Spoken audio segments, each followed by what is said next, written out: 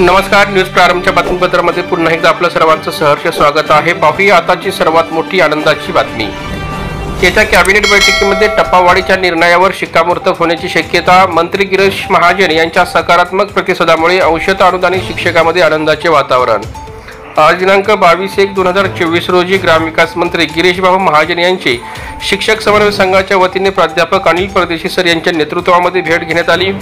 भेटीमध्ये मागील आठवड्यामध्ये आपण शिक्षक समन्वय संघाच्या आंदोलनाला दिशा देण्यासाठी निर्णायक भूमिका घेतल्यामुळे शिक्षकात आनंदाचे वातावरण निर्माण झाले आहे।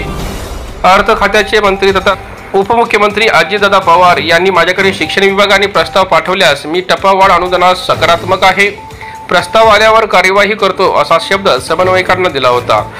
तसेच ज्या ठिकाणी शिक्षक प्रतिनिधी भेटले आहेत त्या ठिकाणी त्यांनी तो शब्द दिलेला आहे। आझाद मैदानामध्ये आमच्या आंदोलनाचा आजचा 19वा दिवस आहे। आंदोलनाला आपण न्याय देण्यासाठी येणाऱ्या कॅबिनेटमध्ये शिक्षण मंत्री दीपक केसरकर यांच्याशी चर्चा करून अर्थ खात्याकडे प्रस्ताव पाठवण्यासंबंधी चर्चा करावी व 1 जानेवारी 2024 पासून 20% टप्पावाढ द्यावा किंवा सरसकट 100% अनुदानाची घोषणा करावी ही विनंती करण्यात आली। यावेळी ग्रामविकास मंत्री गिरीश महाजन यांनी येणाऱ्या कॅबिनेटला शिक्षकांच्या या विषयावरती चर्चा घडवून आणतो असा शब्द उपस्थित शिक्षकांना दिला आहे। त्यामुळे राज्यातील 63,000 शिक्षकांमध्ये आनंदाचे वातावरण निर्माण झाले आहे। दरम्यान आपल्याला न्याय हवा असेल तर आपण आझाद मैदानामध्ये मोठ्या संख्येने उपस्थित राहावे असे आवाहन शिक्षक समन्वय संघाच्या वतीने करण्यात आले आहे। यावेळी संघटनेचे अनिल परदेशी, गणेश पाटील, संदीप राजपूत, संग्राम राजपूत, चंदू राजपूत, श्री गजानन बोरसे, सूर्यवंशी सर, नाईक सर आदी शिक्षक उपस्थित होते। शिक्षक समन्वय संघाचे गेल्या 3 तारखेपासून आंदोलन सुरू आहे। आज आंदोलनाचा 19वा दिवस।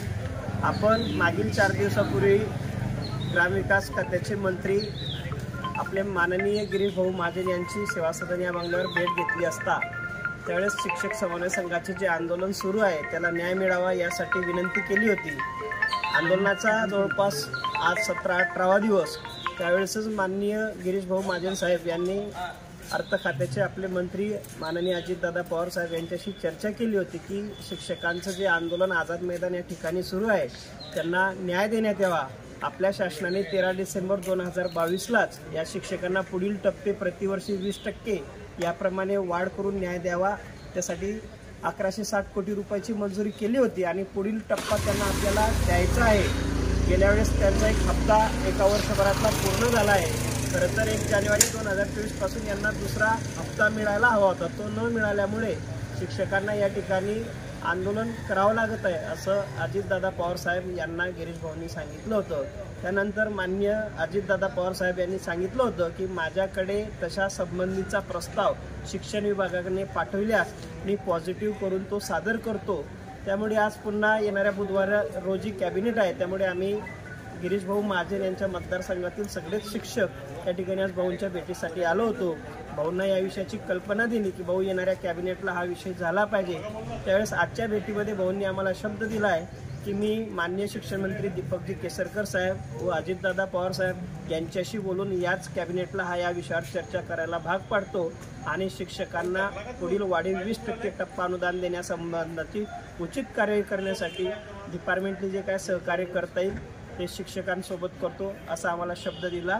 त्यामुळे आम्ही सगळे शिक्षक समन्वय संघाचे प्रतिनिधी शिक्षक, सहकारी शिक्षक मनस्वी गिरीश भाऊ यांचे आभार व्यक्त करतो।